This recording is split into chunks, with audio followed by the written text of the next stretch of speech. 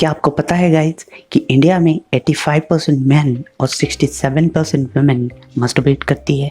Masturbation बहुत ही आम बात है, ऐसा लोगों का लगता है, लेकिन आपको क्या इसका अंदाज़ा है कि मस्टरबेशन से तुम्हारी हेयर और तुम्हारी हेल्थ के ऊपर क्या इफेक्ट पड़ता है। इसी के लिए मैं आज की ये वीडियो बना रहा हूँ जिसका टाइटल है मस्टरबेशन और हेयर लॉस। बहुत सारे लोग इसके बारे में चर्चा करते हैं कि मस्टरबेशन बहुत ही सेफ है, इससे कुछ नहीं होता, बालों के ऊपर बिल्कुल इफेक्ट नहीं पड़ता, लेकिन स्टोरी ऐसी नहीं है दोस्तों। तो इस वीडियो के अंत तक बने रहिए और अगर आपने मेरे चैनल को सब्सक्राइब नहीं किया तो चैनल को सब्सक्राइब करिए। मैं इस वीडियो में डिस्कस करूंगा मस्टरबेशन एंड हेयर लॉस के बारे में, एक साइंटिफिक रीज़न के साथ मैं आपको बताऊंगा कि इन दोनों के बीच क्या कनेक्शन है। तो चलिए दोस्तों, हम शुरू करते हैं। सबसे पहले, जब भी आप मस्टरबेट करते हो तो क्या होता है, आपकी बॉडी में से जो भी फ्लूइड निकलता है उसको हम बोलते हैं सीमेन। उस सीमेन में टेस्टोस्टेरोन रहता है, विटामिन्स रहते हैं और मिनरल्स रहते हैं। इन तीनों का कॉम्बिनेशन सीमेन कहलाता है। जब भी आप मस्टरबेट करोगे, आपकी बॉडी में फाइनली जो फ्लूइड बाहर पड़ता है उसको सीमेन बोलते हैं। तो जब भी मस्टरबेशन करने के बाद आपकी बॉडी में क्या होता है, आपकी बॉडी का टेस्टोस्टेरोन लेवल ड्रॉप हो जाता है और टेस्टोस्टेरोन का एंटी हार्मोन है डीएचटी, डाईहाइड्रोटेस्टोस्टेरोन, उसका लेवल तुम्हारी बॉडी में बढ़ जाता है। ये दोनों भी हार्मोन एक दूसरे के एंटी हार्मोन्स है। जब भी मस्टरबेट करोगे, टेस्टोस्टेरोन का लेवल ड्रॉप हो जाएगा और डीएचटी का लेवल बढ़ेगा। इसका मतलब क्या है कि मस्टरबेशन के बाद तुम्हारी बॉडी में हार्मोनल इम्बैलेंस होगा। हार्मोनल इम्बैलेंस मतलब क्या, इन दोनों हार्मोन्स के बीच जो बैलेंस था वो बिगड़ गया, क्योंकि एक हार्मोन को तुमने तुम्हारी बॉडी के बाहर फेंक दिया in the form of masturbation.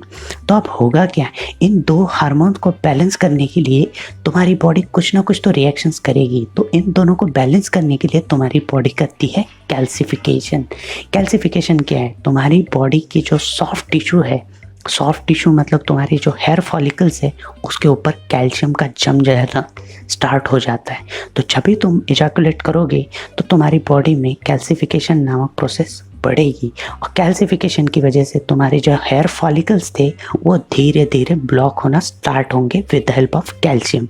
इसके ऊपर मैंने ऑलरेडी एक वीडियो बना चुका हूँ मैं कैल्सिफिकेशन के ऊपर, तो आप वो डिस्क्रिप्शन लिंक से चेक कर सकते हैं। चलिए हम इसके आगे देखते हैं कि एक्चुअली होता क्या है। दूसरी सबसे इम्पॉर्टेंट बात मैं आपको बता दूं कि दूसरी सबसे इम्पॉर्टेंट बात हम डिस्कस करने जा रहे हैं कि तुम्हारी बॉडी में जो भी सीमेन तुम आफ्टर इजैकुलेशन, आफ्टर मस्टरबेशन बाहर फेंकते हो, उसमें कौन कौन से विटामिन्स और मिनरल्स प्रेजेंट रहते हैं। क्योंकि आप सबको पता है कि तुम्हारा हेयर का और ओवरऑल बॉडी का मेंटेनेंस के लिए विटामिन्स और मिनरल्स बहुत ज़्यादा इम्पॉर्टेंट है। तो हम देखेंगे कि तुम्हारी सीमेन में कौन कौन से विटामिन्स और मिनरल्स प्रेजेंट रहते हैं। तो अगर आप गूगल पे जाओगे, सिंपली लिखोगे सीमेन न्यूट्रिशनल फैक्ट, तो आपके सामने कुछ ऐसा न्यूट्रिशनल फैक्ट उसका आएगा कि उसमें कौन कौन से विटामिन्स और मिनरल्स प्रेजेंट रहते हैं। तो आपकी सीमेन में लगभग 0% फैट रहता है, कैलोरी रहती है 60, कोलेस्ट्रॉल रहता है 37%, टोटल कार्बोहाइड्रेट 0%, शुगर 0%, प्रोटीन रहता है 24%, विटामिन सी 35% और सबसे ज़्यादा जिंक रहता है 260%। ये न्यूट्रिशनल फैक्ट है आफ्टर 70 इजैकुलेट्स, मतलब जब आप कंटिन्यूसली मस्टरबेट कर रहे हो लगभग 1 से 1.5 महीने तक डेली। तो 1 से 1.5 महीने तक मस्टरबेट करने के बाद कंटिन्यूसली क्या होगा, आपकी बॉडी का जो प्रोटीन का लेवल है वो डिक्रीज़ हो जाएगा, विटामिन सी का लेवल डिक्रीज़ हो जाएगा और सबसे ज़्यादा लेवल जो डिक्रीज़ होगा वो होगा जिंक का। क्योंकि आप जिंक का यहाँ पे परसेंटेज देख सकते हो, जिंक का परसेंटेज है 260% ऑफ द जिंक और लूजिंग। आप लूज़ कर देते हो 260% ऑफ द जिंक जब भी आप मस्टरबेट करते हो। तो इस चार्ट से हमें यही समझ में आता है कि जो 3 मेन फैक्टर है जिसको हम लूज़ करने जा रहे हैं, उसमें हम प्रोटीन है 12 ग्राम जो कि 24% है, विटामिन सी है 35%, लेकिन सबसे ज़्यादा है जिंक 260%। तो क्या होगा, जब भी हम कंटिन्यूसली मस्टरबेट करेंगे, एजैकुलेट करेंगे 1 से 1.5 महीने के लिए, तो हमारे बॉडी में ये जो मिनरल्स है, विटामिन सी है, जिंक है और प्रोटीन है, इसका लेवल ड्रॉप हो जाएगा। अब हम देखते हैं कि इसका लेवल ड्रॉप होने के बाद एक्चुअली हमारी बॉडी में क्या क्या इफ़ेक्ट हो सकते हैं। तो इसके पहले हम देखेंगे कि जिंक किन किन चीज़ों के लिए हमारी बॉडी में यूटिलाइज होता है जब भी हम हेयर्स की बात करते हैं। तो यहाँ पे आप देख पा रहे हो कि generation of new hair follicles, मतलब नए बाल बनाने के लिए जिंक का तुम्हारी बॉडी यूज़ करती है। फिर जो आप ऑयल बालों में लगाते हो, उस ऑयल को एब्जॉर्ब करने के लिए जो ग्लैंड्स रहती है तुम्हारे स्काल्प में, उसको बोलते हैं ऑयल ग्लैंड्स, उसका नॉर्मल फंक्शनिंग करने के लिए जिंक ज़रूरी रहता है। फिर आपके हेयर की ग्रोथ के लिए जिंक ज़रूरी रहता है, उसका रिपेयर और मेंटेनेंस के लिए जिंक ज़रूरी है। फिर डैंड्रफ कंट्रोल करने के लिए भी जिंक ज़रूरी है। इसका मतलब क्या है कि जब भी आपकी बॉडी का जिंक लेवल ड्रॉप होगा तो अल्टीमेटली आप इन सब चीज़ों को देखोगे अपनी बॉडी में। डैंड्रफ ज़्यादा होगा, फिर आपको खुजली होगी, क्योंकि zinc anti bacterial anti fungal भी है। आपकी बॉडी में जो हेयर्स है, हेयर्स में बैक्टीरिया और फंगल का इन्फेक्शन नहीं होने देता है जिंक। लेकिन अगर आप कंटिन्यूसली मस्टरबेट करोगे, इजैकुलेट करोगे, तो आपकी जिंक की लेवल कम होगी और आपके जो नॉर्मल मेंटेनेंस था हेयर्स का, उसमें बॉडी तब्दीलियाँ कर सकती है। उसमें फिर आप बहुत ज़्यादा चैलेंज कर रहे हो अपनी बॉडी को कि कम से कम जिंक लेवल में तुम्हें ये चीज़ें मेंटेन करना है। सेकंड हम बात करते हैं कि विटामिन सी। विटामिन सी का क्या क्या रोल है हमारी बॉडी में और किन किन चीज़ों के लिए विटामिन सी यूज़ होता है विथ रिस्पेक्ट टू हेयर्स। तो दोस्तों विटामिन सी यूज़ होता है कोलेजन। कोलेजन क्या है? कोलेजन मतलब जिसकी वजह से तुम्हारे बाल बनते हैं। Collagen is a kind of protein. ये प्रोटीन है जिससे तुम्हारे बाल बनते हैं। तो कोलेजन का प्रोडक्शन कब होता है तुम्हारी बॉडी में? विटामिन सी के प्रेजेंस में।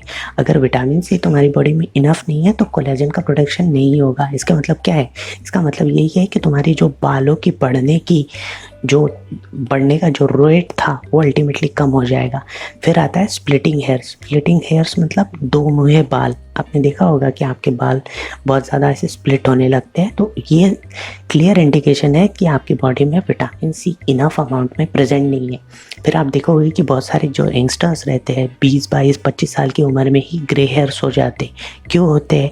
इसका रीज़न ये भी हो सकता है कि आप बहुत ज़्यादा मस्टरबेट कर रहे हो, आपके विटामिन सी का लेवल बहुत ज़्यादा कम हो रहा है और आपकी बॉडी में विटामिन सी इतना प्रेजेंट नहीं है। इसकी वजह से मेलानिन का प्रोडक्शन नहीं हो रहा है। मेलानिन क्या है? मेलानिन मतलब ऐसा केमिकल रहता है जिसकी वजह से आपके हेयर्स को कलर्स मिलता है, काला कलर या फिर ब्राउन कलर, और जितना मेलानिन कम होगा उतने आपके हेयर्स ग्रे होने लगेंगे। लेकिन मेलानिन का प्रोडक्शन के लिए हमें विटामिन सी ज़रूरी रहता है, इसलिए विटामिन सी का बॉडी में होना ज़रूरी है। फिर हेयर मिनिएचराइजेशन। आपने देखा होगा कि बहुत सारे लोगों के बाल छोटे छोटे होने लगते हैं। क्यों होने लगते हैं? क्योंकि विटामिन सी की डेफिशिएंसी है। विटामिन सी है ही नहीं बॉडी में इनफ, इसलिए बाल भी छोटे छोटे होने लगते हैं। तो ये सारे फंक्शनिंग के लिए जिंक और विटामिन सी हमारी बॉडी में होना चाहिए। अब हम देखते हैं, तो अभी हमने देखा कि मस्टरबेशन करने के बाद हमारा विटामिन सी और जिंक का लेवल कम हो जाता है। अब हम देखेंगे कि जब भी हम मस्टरबेट करेंगे तो उसके बाद जो हम खाना खाते हैं उसमें विटामिन सी और अगर जिंक होगा तो डरने की कोई बात नहीं, क्योंकि जो भी विटामिन सी और मिनरल्स या फिर जिंक हम जो लॉस्ट कर रहे हैं इजैकुलेशन के थ्रू, वो फिर से रिकवर हो रहे हैं हमारे डाइट के थ्रू। तो यहाँ पे मैं कुछ आपको टॉप सोर्सेज दिखाऊंगा जिसमें जिंक पाया जाता है।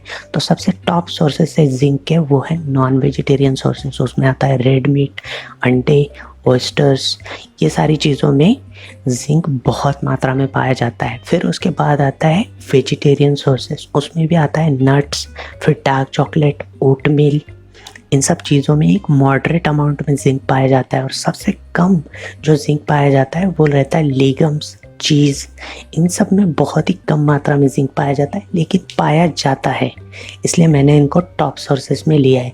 तो जैसे कि आप यहाँ पे देख पा रहे हो, जो भी वेजिटेरियन सोर्सेस है या फिर इंडियन लाइफस्टाइल के अकॉर्डिंग जो भी हम खाते हैं, जो नॉर्मल चीज़ है, दाल, रोटी, सब्जी, बहुत सारी चीज़ों में जिंक नहीं पाया जाता है। इसका मतलब क्या है कि जब भी आप मस्टरबेट करोगे बहुत सारा जिंक हमारी बॉडी में से निकल जाएगा, लेकिन वो रिकवर नहीं होगा क्योंकि हमारे डाइट में ये सब चीज़ें प्रेजेंट नहीं है, इसको हम डेली नहीं खाते हैं। इसका मतलब यही है कि जिंक का रिकवर होना लगभग मुश्किल हो जाता है हमारी बॉडी के लिए जब भी हम मस्टरबेट करते हैं। अब हम देखेंगे नेक्स्ट कि विटामिन सी के कौन कौन से सोर्सेस है, और जब हम मस्टरबेट करेंगे तो हम विटामिन सी भी लूज़ करते हैं, तो विटामिन सी का भी रिकवर होना कितना पॉसिबल है। तो विटामिन सी के सोर्सेज में आप देखोगे कि पपाया है, रेड चिली है, ब्रोकोली है, कीवी है, फिर तुम्हारी कॉलीफ्लावर है, फिर ऑरेंजेस है, संतरे है, फिर आंवला है। मतलब यहाँ पे आप एक चीज़ देख पा रहे हो कि जो नॉर्मल इंडियन डाइट्स में हम ये चीज़ें डेली डे लाइफ में खाते रहते हैं। सीजनल बेसिस पे हम फ्रूट्स खाते रहते हैं, उसमें भी विटामिन सी रहता है। फिर नहीं तो गोभी वगैरह ये सब चीज़ें तो हम खाते ही रहते हैं।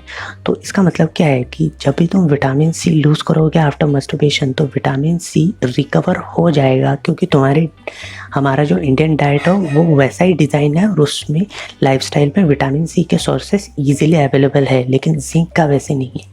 तो यहाँ पे हमें पता चलता है कि जब भी हम मस्टरबेट करेंगे हमारी बॉडी का zinc level, vitamin C level drop होता है, लेकिन vitamin C level easily recover हो जाता है, क्योंकि हमारी इंडियन लाइफस्टाइल में बहुत सारे विटामिन सी के डेली डे लाइफ में हमारे सोर्सेस है, लेकिन जिंक के सोर्सेस नहीं है। जिंक ज़्यादातर नॉन वेजिटेरियन सोर्सेस में पाया जाता है।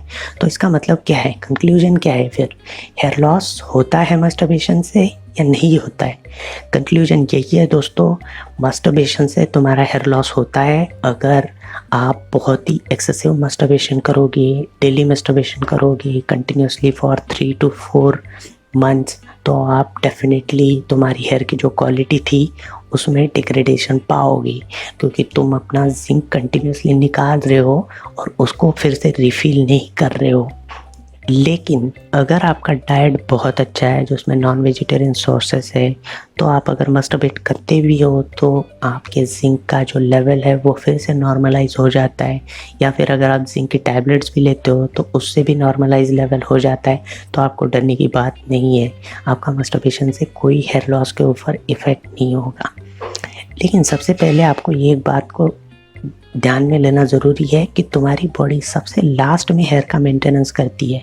तुम्हारी बॉडी में जो भी फूड आइटम तुम लोगे सबसे पहले तुम्हारे हार्ट, ब्रेन, किडनी जो इम्पॉर्टेंट ऑर्गन है उनको मिलता है, क्योंकि उनका फंक्शनिंग होना ज़रूरी है। बिना बालों के तो तुम रह पाओगे, इसलिए तुम्हारी बॉडी में जो लास्ट में जो बचता है वो मिलता है हेयर्स, नेल्स, जो डेड सेल्स है उनको। इसलिए आप मस्टरबेशन की फ्रीक्वेंसी को अच्छे से मैनेज करो। हफ्ते में 1 या 2 टाइम इज़ नॉर्मल, उससे ज़्यादा करोगे तो मेक श्योर आपकी डाइट में जिंक और विटामिन सी के इनफ सोर्सेस है, नहीं तो आप हेयर लॉस एक्सपीरियंस करोगे।